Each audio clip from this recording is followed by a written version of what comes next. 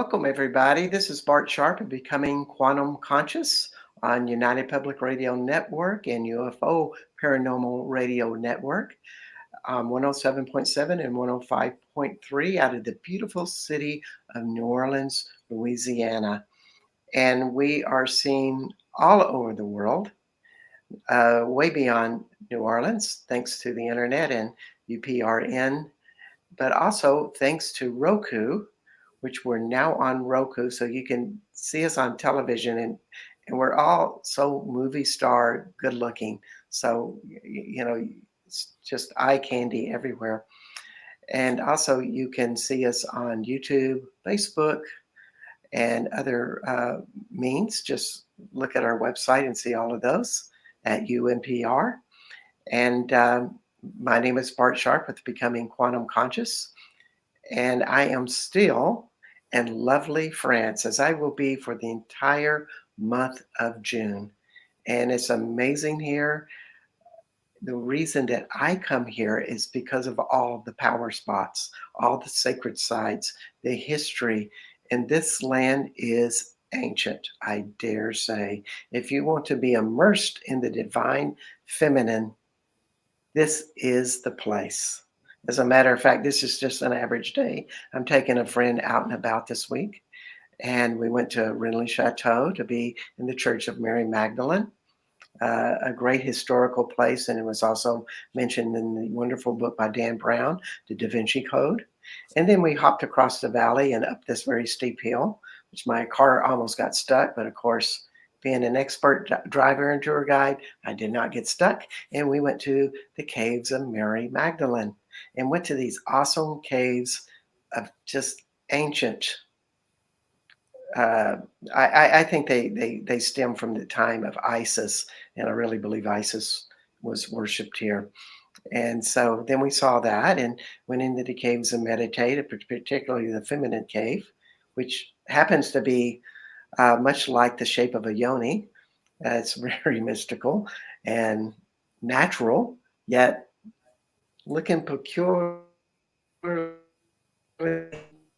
different than a regular cave, I dare say. Then ended out the evening or afternoon by going to a place where a lot of white goddess and Mother Mary sightings have appeared. The White Lady, as they call her, or the White Goddess, or Mother Mary, appearing as a white being walking around in the field. Of course, that was one of those French secrets that only you will know if you hang out here long enough, as some of us do, and we hear all of these amazing stories about how mystical Southwest France is. And we're talking in the corner right into the Pyrenees Mountains, really close to the Mediterranean Ocean, right in that little corner by the country of Spain and Andorra. And so this country, and I had to show you my shirt right now. It's pastis pétanque. Pétanque is this game that's played here by all the locals, where they take their metal balls and throw them at the other person's balls that are on the ground that are metal, and they all run into each other. And there's must be some sort of sophisticated strategy. But pastis is, this drink they drink that takes the tension down, so nobody freaks out if they win or lose. They just chill out and play a nice game. Total, normal, comfortable French life. So with that all said, there's lots of people have been attracted to this area. And I have one tonight that is like many of us. We're drawn here for various reasons. And we may be doing all sorts of things, whether that be writing, an artist or mystic, or just maybe a new age maghead or something. But we all come. And today we have Catherine de Courcy, who is an author of 20 books. And she is from Dublin, Ireland, but now lives in Pouvert, France, which is really close to where I live in Quatum, France. And they're just wonderful French towns in the Pyrenees Mountains. We're at the foothills of the Pyrenees. And Welcome to the show, Catherine. I'm so glad that you're here today. Thanks, Bart. It's lovely to be here. Yes, and Catherine is such a passionate writer. I have one of her books called, let's see, it looks like it's on there, Montsegur by Catherine de Courcy. And you'll see this mountain up there, and it looks like that's a little bitty fortress on a little pog, as Catherine describes in her book. Like you climb up the pog if you are a Cathar and living in this fortress. And of course, when you see this in real life, it doesn't look like a pog. It's like huge, and you just wonder how the French army and the Catholic army came in to conquer it, but they did. And it's just such a passionate book. That was, if there was anything that I described this book as, it's passionate, because these people, the Cathars, who Catherine writes about, are very unique people. Uh, they're very dedicated to a spiritual journey that is quite unique and special, to probably very different than anybody that follows the teachings of Jesus. And what was there anything that you would like to begin with that statement of how you feel about the dedication and passion of the Cathar people? Um, yeah, I guess probably just to give a very brief summary of what happened on Montsegur in 1244, and really what then ignited the passion for me, the big question, which was, why did they make the choice they made in 1244? So What, very briefly, what was that short? Yes, I've kind of spun you in this without any history, and yeah, kind of not forgetting that not not everybody knows who the Cathars are. well, that's why I thought I'd give you that, and then I'd come to the big question. All right. Because the big question was what caught me. So I first went up Montsegur in 2008, and I was told the bare bones of the history. They were medieval Christians who were heretics, which meant they were Christians who didn't go along with the Roman Catholic dogma, and they were being persecuted horribly. They had been persecuted horribly since the beginning of the 13th century, and by 1244 they were now down to several small communities, and the peak of Montsegur was one of those small communities. There were about 500 people living there. Of those 500 people, about 200 people devoted their lives to prayer. So it was like a monastery. And then there were family members. There was a garrison of about 100 men. And then there were people who did the artisan work, the bread, the blacksmith, and so on. So on the top of that little mountain, you could see on the front of the book, lived 500 people. And Rome decided that it had to go. They had to be destroyed.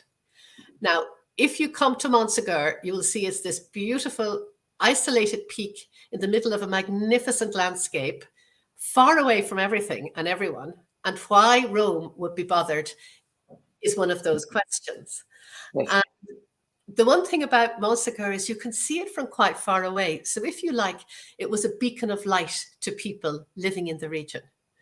But one way or the other, Rome arranged that a French army, an army from the north of 10,000 mercenary troops would surround the Pog of Montsegur until it capitulated.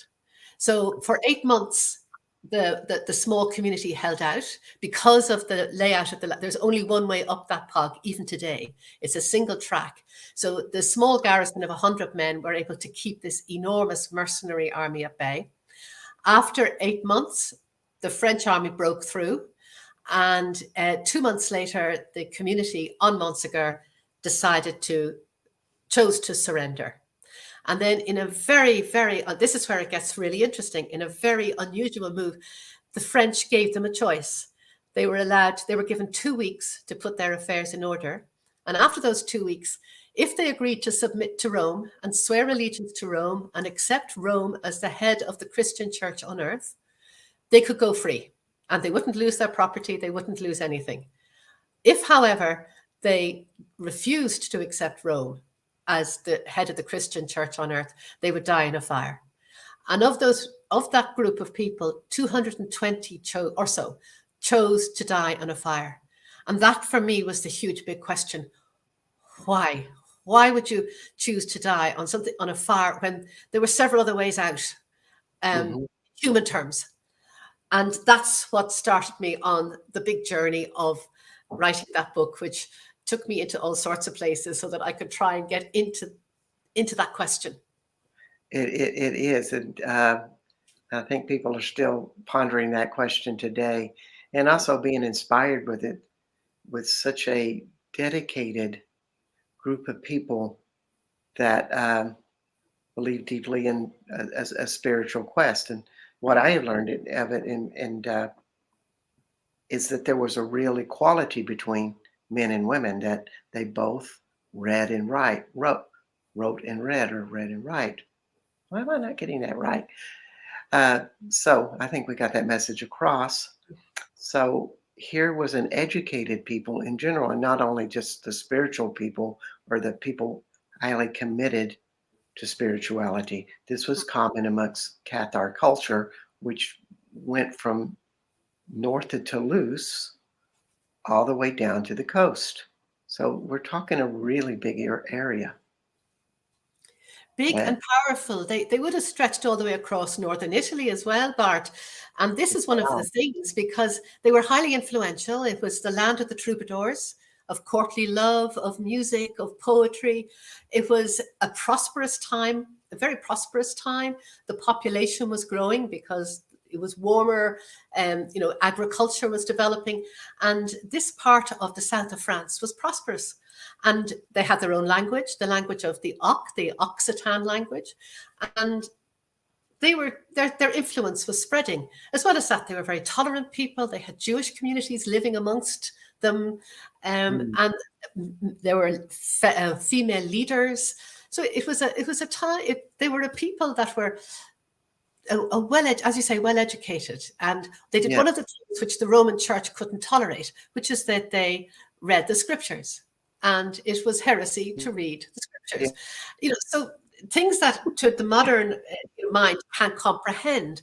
But it was all a matter of keeping it simple. The other thing that's very huge in terms of who the Cathars were is that they're holy people. I call them holy people. They didn't call themselves anything. They're generally referred to as the perfects. It was just the life. Yeah, they live very simple lives. Yeah, they're kind of like Buddhist in ways. They were Buddhists, they were monks. They devoted their lives to prayer, and they lived very simple lives. They didn't accumulate wealth.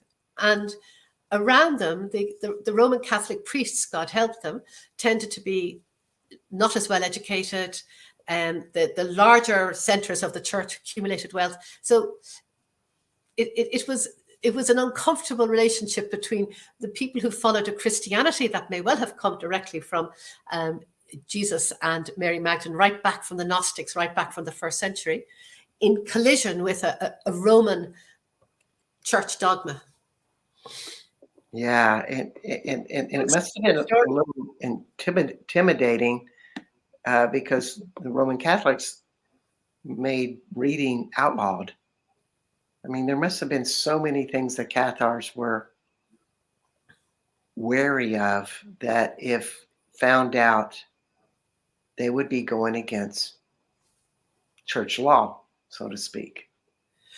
Well, it's the reading of the scriptures. And again, when you look at the early history and the development of the scriptures, you can kind of understand the reluctance of allowing everybody to go interpreting the scriptures as they wished. But in some ways, the Roman Church went further than that and said that only their own people could interpret the scriptures, that they were in Latin and so on. Whereas having the scriptures in the vernacular, having teachings. Yes. In the vernacular, at a time when we have to remember this was the 13th century, these people would have thought completely differently to us. Their relationship with the earth and with the planet and with life would have been quite different to ours, and it was much more immediate to them. So to seek that guidance and to have that guidance available through their local holy people was something that they had, and that if you wanted to control them, those who wanted to control wouldn't have been happy about. Yes, and they weren't.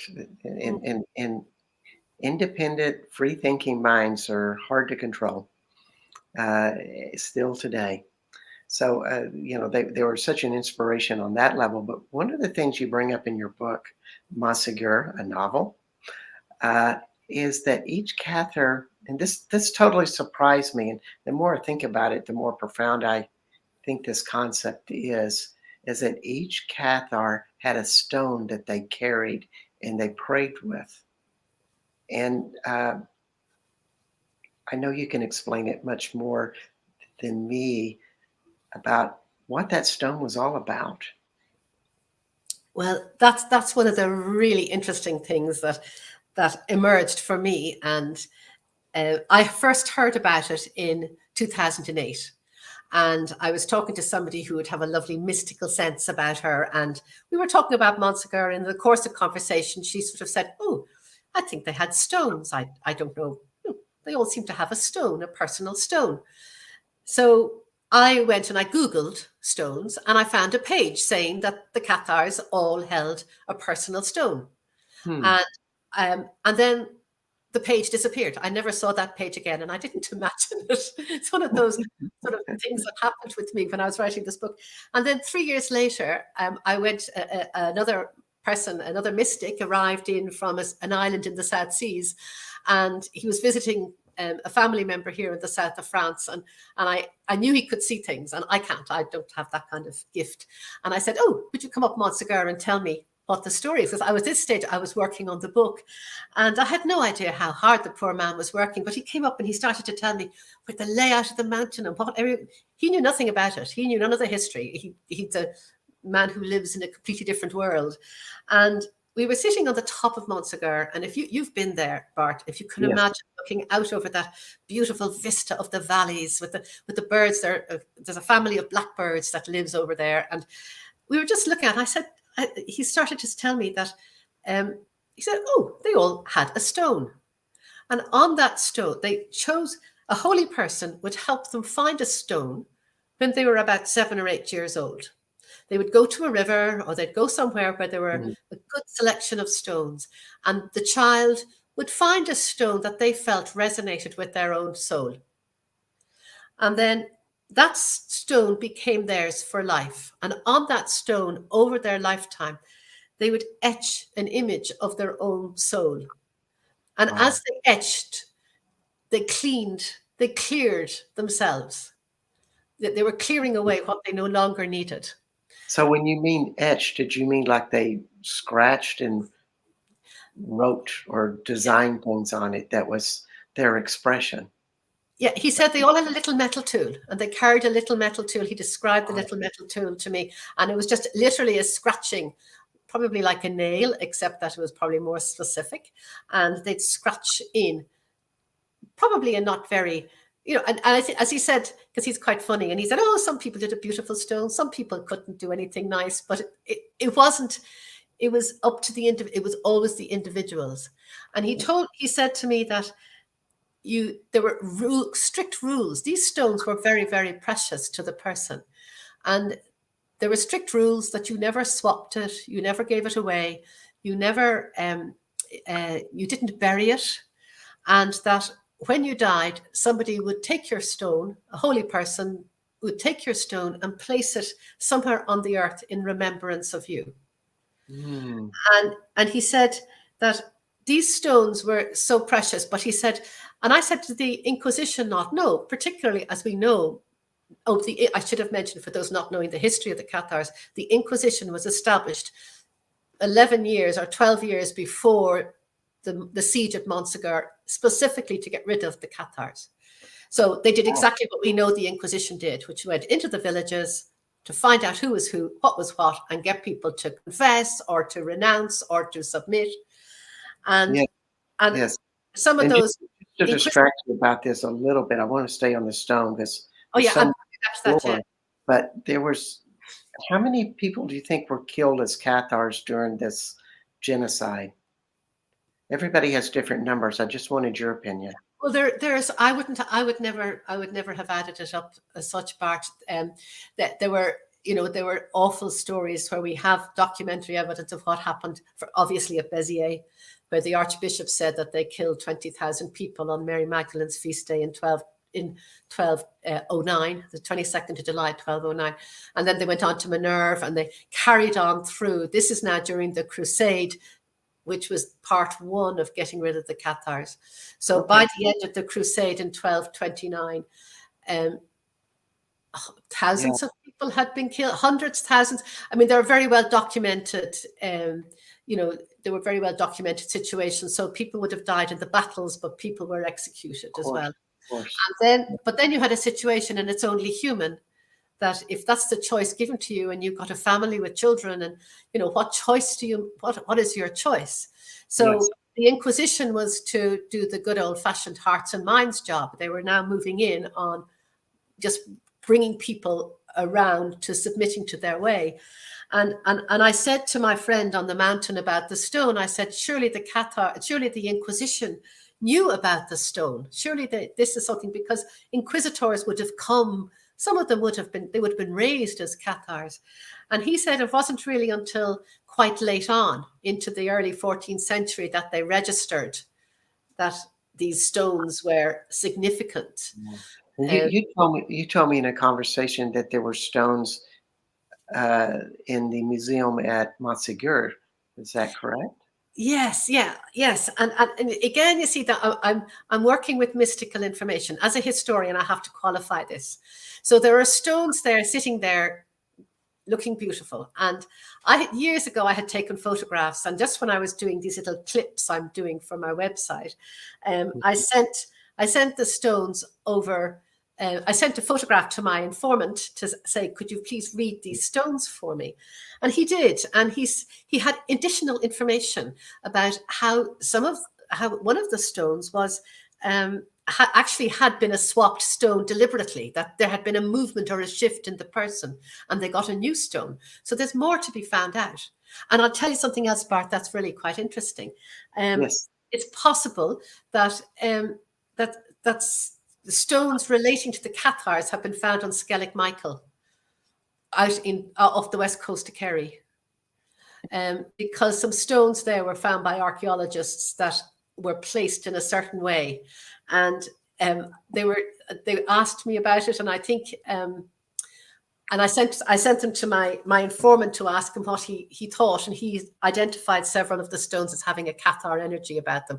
So it's a really interesting aspect of the story that I think is going to come out more and more. And I think there are a lot of people who know about it, and people who it resonates with them. Yes.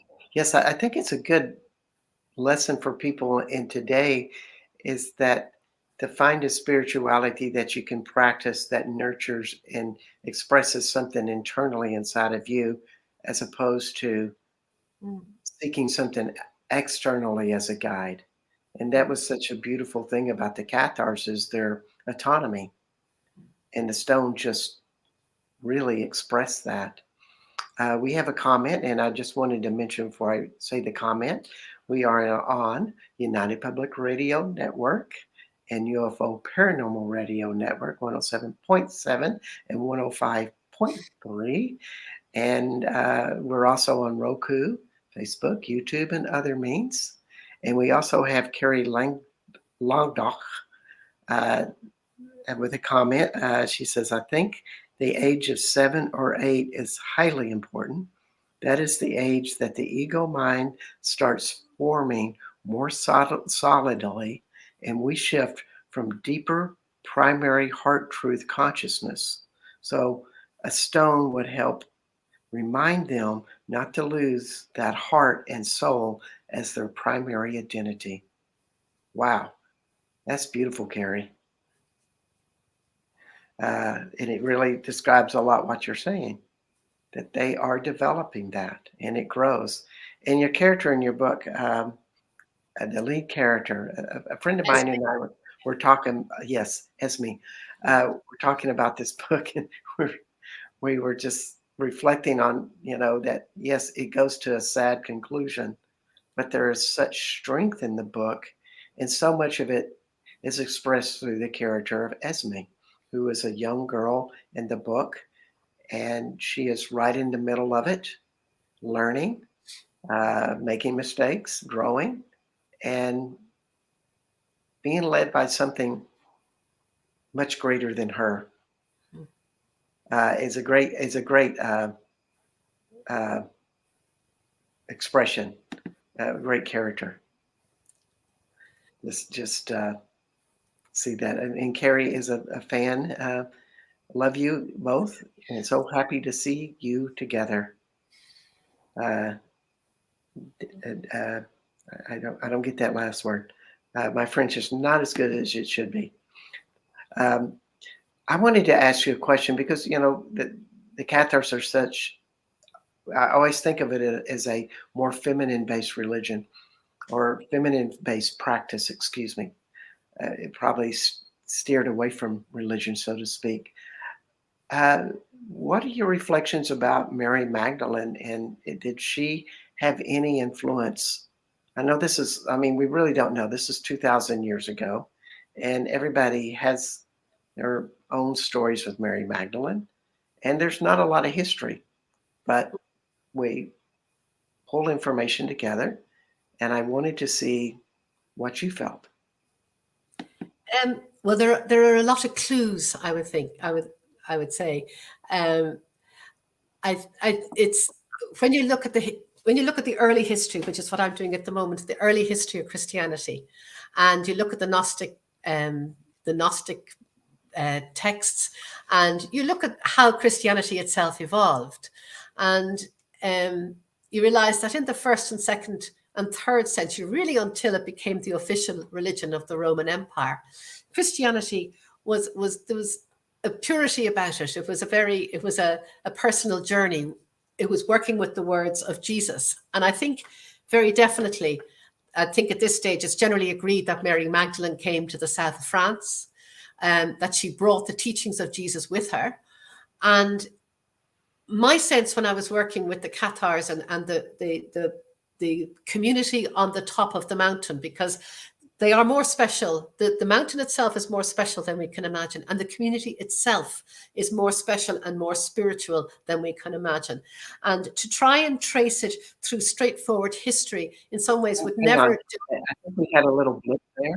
Oh. You said that the mountain is more special and then it blipped. Can you kind of say that again? Yeah, we just recently got fiber optic. So it's click this every now and then. Yeah, the mountain is more special than we can imagine. And the community itself is more special than we can imagine. And to try and trace their way of being through straightforward history just simply isn't enough. And this is why going to their decision as to their choice, as to why they would make this terrible, terrible choice, is you have to go right deep into something much bigger than anything history can deliver on. So when you go back 48 generations is what we're talking. If we take 4 generations per century, you're back to the time of Mary Magdalene coming to the south of France with her group of people and spreading her word, spreading the teachings of Jesus.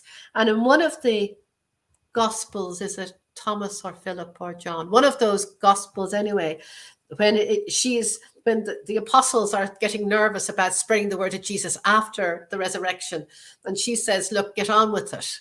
Go out there, you are protected, you are minded. There's that sense that she came to this part of the world where she probably had good connections. I think it's generally considered she was well-to-do. She would have had good connections. But we're also talking about coming to a place that is very much supporting humans in that very sacred feminine way. Because as you say in your opening, there are all these places where you can go and sit, and the resonance of it is so strong and minding and supportive that if you could imagine her coming to a place where people felt like that, where she was in some ways going into a place with an open door as opposed to going to a place where she would have had to push and struggle. And my sense is that through 48 generations, and this is where the bloodline comes into it. Through 48 generations, the teachings, the precise teachings, that perhaps even the consolamentum, which was their one sacrament, was passed on without deviation, without messing, without ego, without somebody adding a bit or subtracting a bit. And As just was the consolidation ever written or recorded, or is it handed down verbally? the consolamento was handed down through the holy people through an initiation. So it's an initiatory tradition. And unfortunately, because of the nature of it, it was easy to wipe out, and the Roman Church did wipe it out. So in the 14th century, it was gone. But I was given a little bit about it by one of the mystics. So in my book, you have Esme, the character, seeing half the ceremony, and then she had to close her eyes because that's all I was given. So I mean, I didn't make up anything in the book. That's in the book, I was given by a mystic. Well, the book is a beautiful. It's a fictional book, of course. It is fiction. However, it traces through history very accurately and really puts you in the shoes of what it's like to be a Cathar at that time so well and so eloquently that you really feel the gritty life that they experienced and the spiritual life and the ecstasy of that, and the sophistication of it, of all of these matters. But one thing you brought up that I really like is you were talking about the land and as if it has a divine feminine vibration, or maybe we ought to take the divine out and just say it has a very feminine vibration that opens you to that type of awareness if you're willing to follow into it. Yeah, well, you mentioned some of the places, and I was interested that you didn't mention the place, that you didn't mention the name of the place, the last one with the white lady, because there are some very, very special places here. And it's when you go, like, for example, I think you might have mentioned that I spent 60 hours in a cave. Yes, trying to tap into that notion, and the cave supported me, and I couldn't have just gone to any random cave. It wouldn't, a random cave wouldn't have given me what it gave me. Let's do a little bit of background of the story. Catherine went into there's a very, where Montségur is located, is very much where the higher elevations begin in the Pyrenees Mountains. So it's in high mountains. And there's this one really large mountain to the south of Montségur called the Peak de Saint Barthélemy. And on the other side of the peak is the city of Tarascon and another little city called Onerlac-Estat-Laban. And in that area, there are 7 mystery caves, so to speak. I think there's a better term for that. And Catherine went into one of these caves called the Cathedral Cave, if I'm correct. Yeah. And I've been to these caves. My favorite is Grotte Le Bethlehem, but Catherine spent 60 hours in the Cathedral Cave to uncover something. It's like a Cathar would. Well, yeah, because it was something. It was I mean, as I said, I spent 6 years working on this book, and a huge part of the question was why I couldn't finish the book until I got some hint of a sense as to why somebody would make a choice like that. You know, why didn't they find another way to die, like jump off the back of the mountain? Why didn't they cross their fingers and just swear something to Rome? Why didn't they just find a way to disappear? They didn't. This was very deliberate. It was for us, they did it. It was to hold the energy through the centuries is why, in my opinion, they did it. But to do this, I spent 60 hours in the cave, and it's a long time in the pitch dark. I went out every now and then for the call of nature and just to get warm because it was freezing. It was the middle of July and it was hot outside, but it was freezing in the cave.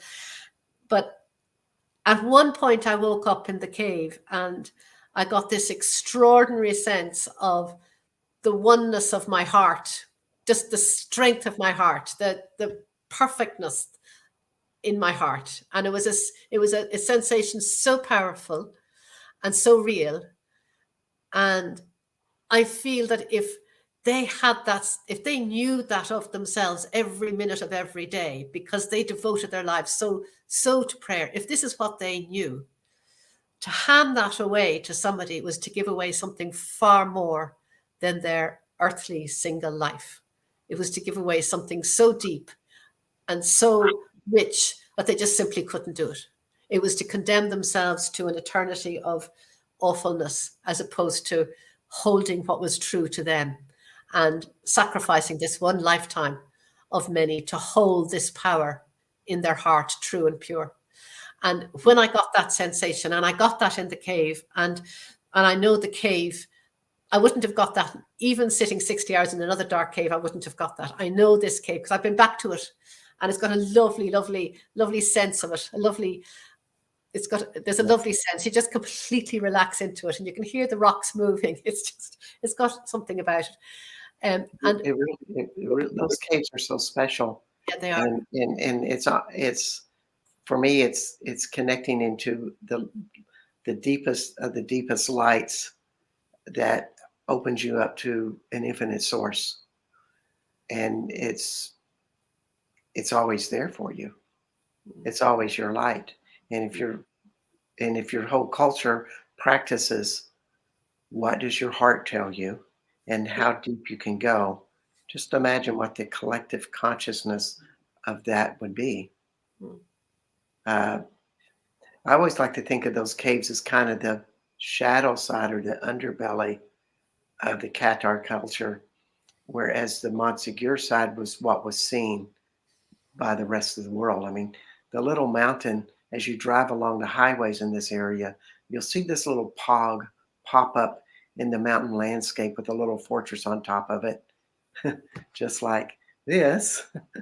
And it gives you a reminder. And as you said earlier, it was a reminder to everybody. But on the other side, where these 7 initiation caves are, this is where you did the deep work. It's just truly amazing. That was quite a journey. 60 hours. That's about 2.5 days. No, about 2.5 days. But there were lots of other beautiful places I would go and spend a lot of time. 3.5 days. Oh, yes. Why is my math not working? I'm in my heart. I'm not in my head.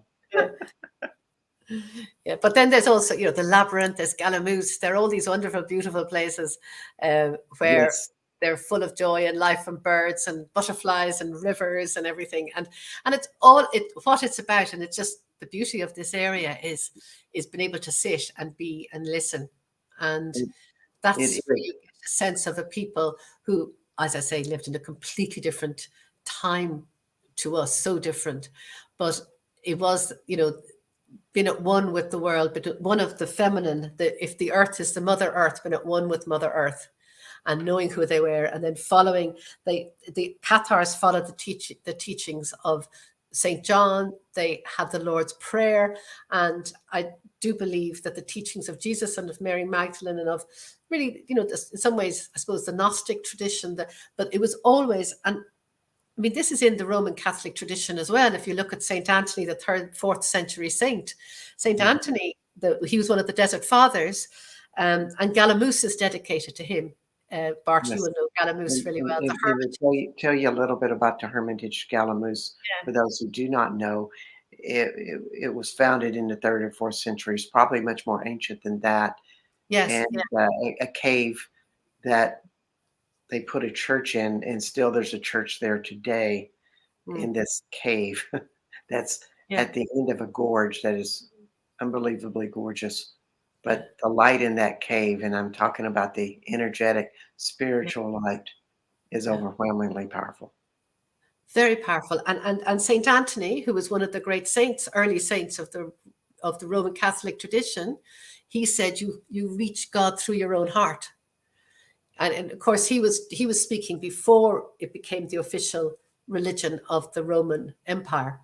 But his teachings, his words that were all recorded back in the 3rd and 4th, the 3rd and 4th century. Yeah, the Desert Fathers and the Desert Mothers, he talks about you everything is through your own heart. You've reached God through your own heart, and people went to him for sayings. So it is there in the Roman Catholic teachings, but somehow it got packaged in a way, and you can see why it might have gotten packaged. Yes. Yes. To help people to understand, but then to not then give people the scope.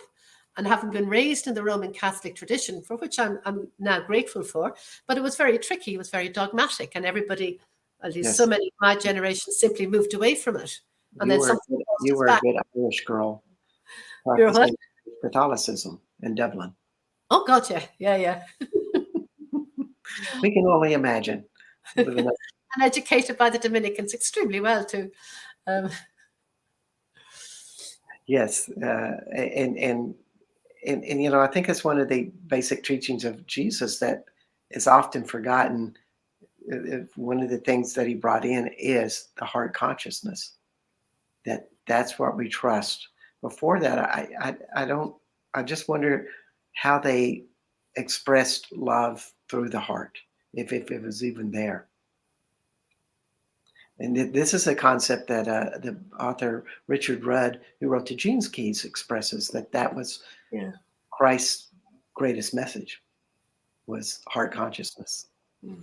And we have a comment from Carrie Langdock. Again, I believe they knew, I guess, the Cathars, and committed to that is a better to stay in the holy joy of heart Christ consciousness, purity of spirit, even though the flesh may burn and be crucified on the cross.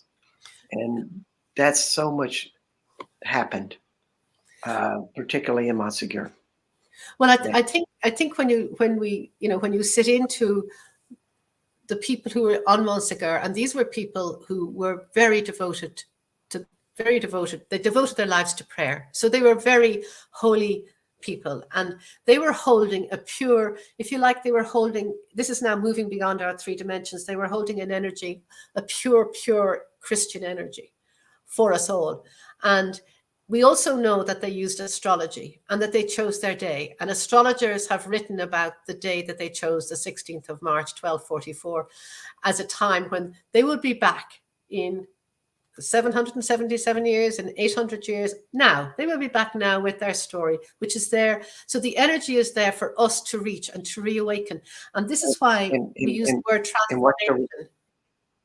And what you're telling is that something was going to be uplifted after 777 years, which was 2020. Is that correct? 2021, I think. Yeah, 2021 okay. Yes. was the big ceremony, and the laurel will be back. Oh yes. But I think it's also, it's all of what so many people listening to this will be aware of: the age of Aquarius, the whole new way coming in, yes. And for Christianity is such a huge and important tradition certainly in Western Europe, that to be able to reach through what I would have been raised with, to reach through that to what is pure and good, and is still, in a way, fundamentally held by the Roman Catholic Church, is, they've allowed me, for example, to reach back and find something that I suppose karmically or through my lives forgotten, because obviously 800 years of Inquisition and terror, if you said the wrong thing, is going to have some sort of an effect on all of us. But suddenly for that to be released, with an apology, from Rome, with an acknowledgement that this was maybe not the right thing to do, with a freeing up of that, we can go back and with more scriptures, with more words, with more information coming through, with more historical material coming through. There's just so much more for us to reach. And that's why, to me, the Cathars are transformational, because they're this story of an extraordinary people who died 800 years ago, who were virtually wiped out 700 years ago, and yet somehow they capture our imagination, and they have something that we just want, and we know what it is, but we just have to reach it ourselves. And one point is I've been to Montsegur several times, and I always felt like when I was at the base of the mountain, it was highly energized. There's two ley lines Mm, that converged at that point on that mountain. mm, And as I went up, there was no energy. And when you get to the top, there's nothing. It feels like it's constipated, so to speak. And myself doing, I do all kinds of energetic work with land and stuff. Of course, I couldn't move it, and I would imagine there's been hundreds of people going up there doing rituals and all kinds of stuff to go. We're going to heal the land here, so mm. everything would come together, and nothing ever happened. Uh, and then 2021 came around, and I went up to the mountain that spring, and all of a sudden, it was very different. It was almost as if a new energy was coming up into it, as if the flowers were starting to bloom again, energetically speaking. It really made me a believer. For me, that's a reality I can trust, is how everything feels energetically. And I think they really completed it. And therefore, it's alive. And maybe that's also a good thing for us to really consider, that we do not have to overcome the Catholic Church, but follow our hearts, just like the Cathars did. The stories are still there. And just like your book, Montsegur, it gives this guidance to really trust inside of yourself, that that's bigger than anything that you're going to encounter, whether you're going to be burned in a on fire, or have a virus, or have a car wreck, or whatever you're going to run into, or you're going to be bigger than that. So that was always my biggest message with that. So I just want to ask you a question. With now that you've written Montsegur, uh, where do you think your spiritual direction is going? Any anything that's gone into? Because Well, yeah. I suppose there'd be two questions. One is my spiritual direction, and one would be what I'm going to do with, you know, what's next? what's next. I'm loving doing my little videos for my website. So I've done 3 of Mm, those, and I've got a few more, because what they're doing is they're forcing me to go back into the early history. I'm so interested in the early history of Christianity. And because I do think I genuinely am grateful to the Roman Catholic Church for holding so much and making so much. I mean, they make the words of Jesus available. I am the way, the truth, and the light. I mean, you find yourself calling on things that you learned as a kid in class, with the nuns. So mhm. in that sense, but what I'm really interested in is sort of, for myself, untangling that early history in a way that makes sense today and builds on that. But that would be my professional work, where my own, the one thing that I had mentioned to you before, Bart, when we were talking about this, is that how transformational the Cathars themselves can be, because when we step into their world and when we try to grasp and hold and know what they know, and to try and feel that little hint from a 21st century mind into a 13th century humanity, they're two wildly different worlds, and yet they have something to give us. So the more I go into the way of the Cathars, the more I sit in the places, in the beautiful places around here, and just feel the energy and listen to what's going on around me. And Yeah, what they were connected to is just another it's what? question, because this is an ancient land. And, Yeah. and for example, when you go into the initiation caves, um, they may have been used uh, so many years before, uh, 10, 20, 30,000 years ago. We really don't know how old those things are. Yeah. And who in the devil put a 3-ton rock on 3 round stones in the middle of this cave? This is such a ancient technique, to be able to lift a rock like that up onto 3 perfectly round stones in a cave, and then carve out a pentangle that you can climb into. And if you do, it connects you to another spiritual world. Let's put it in short. Yeah.